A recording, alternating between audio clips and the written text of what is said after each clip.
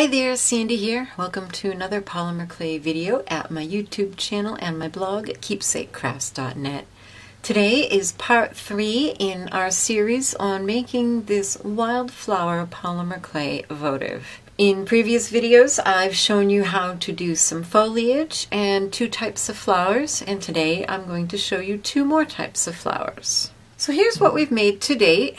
In part 1 of the video, I showed you how to make these 3 different types of leaves. And then in part 2, I showed you how to make a salvia or larkspur type flower and also the tall phlox, which you could use to make geraniums as well. So today I have 2 more flowers for you. And the first one is rose campion. These are really pretty wildflowers. They have pink centers in the flowers and this silver gray foliage. So what I did was mix just a little bit of a green clay with some silver. The proportions I didn't measure, but probably maybe 10 to 1, 10 silver to a little bit of green. Just mix it until you have a color that you like and think looks good. These flowers always grow in bundles, so I'm going to make maybe 4 or 5 stems, and I'm rolling these as thin as I possibly can, and then you'll see at some point they start to break, and that's fine. And then we'll just start by adding our longer stem. You can just kind of use your fingernail and break it off. And then here's another one, and I'm kind of, if you look at photos of these, you'll see how they sort of crisscross, and like I said, they grow in almost bundles with stems and foliage going every which way. I'm going for somewhere around 5 stems per bundle, but just do whatever looks good to make a nice clump of flowers. Now the foliage, if you look at the leaves of these flowers, they have lots of kind of long oval leaves. I'm not going to do that. That's just too much work to make all of those. So here's a way of giving you that look. I'm going to take some of my green clay and I'm going to smush it fairly hard onto my tile. And then I'll take a needle tool and just start drawing little circles all through that piece of clay. Do it, start towards an edge, and then once you have a section filled up with circles, go back with your needle tool and start making circles in places where there aren't any. And then once you have it quite filled up, start making circles on the edges. And what you end up with is breaking off little bits like these. And these are perfect to give the impression of whole bunches of clustered leaves. So you just keep roughing up that clay and adding them to your stems. This is actually a technique I borrowed from Sandra Artis, or Sandra Arts, I'm not sure how it's pronounced. She has a polymer clay YouTube channel, and I saw her first do something similar to this, making seaweed. She used a more blunt needle tool and made bigger holes and ended up with this great looking seaweed. So you just fill out your bundle as much as you think it needs. I think I'm going to shorten these a little. So there's the foliage for the rose campion. And now we'll make the flowers. And these are bunches of little bitty pink flowers. Usually they have a lighter colored center and a darker ring on the outside.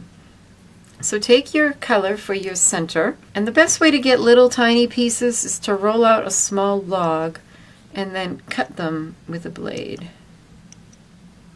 And I'm going to do 5 or 6 per bunch.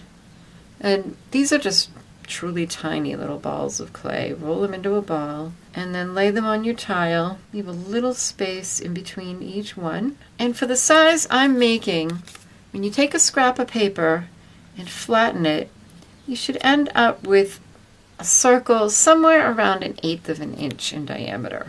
So if it's bigger than that, you've used too much clay, and if it's smaller than that, congratulations, you have much better eyesight than I do. And I apologize if you hear peeping in the background. My husband recently decided to raise some chickens, and we have week-old baby chicks. in the house. So once you have all of your circles flattened, what I'm going to use is some perfect pearls to darken the edges. You could also take some chalk pastels, take a blade and shave off some to make it into a powder, and that would work fine too. So you can find those in any colors you want. And you need a very small brush. Just dip the tip into the mica powder and then tap off the excess. Very important, it's really easy to get too much. And then just brush around the edge. Try not to get it in the middle because we're going to put a lighter color in the middle. And you just do that for all of your circles. Don't forget, whenever you grab it, just tap off the excess. Oh, and by the way, I meant to show these to you. These are the colors I started with for this green. And like I said, it was probably 10 parts silver to 1 part of this green to get this nice silvery gray green. And then now I have some perfect pearls in a very pale color. And I'm just going to add a little to the centers. And the easiest way I've found to pick these up and apply them is to use a blade, just a single edge razor blade, slide it right under, get it right onto the corner of your blade, and then you can kind of use your finger and the blade to just position those where you want them. And now take your needle tool and just gently press a center into these. This not only gives you a center in your flower, but it helps firmly adhere them to the other clay. And then take your needle tool and just kind of poke in just gently to sort of give the impression of 5 or 6 petals. You don't have to be precise with this. You're just kind of giving the impression, just like those bits of green clay were giving the impression of leaves. And there you have it, pretty little bunches of flowers.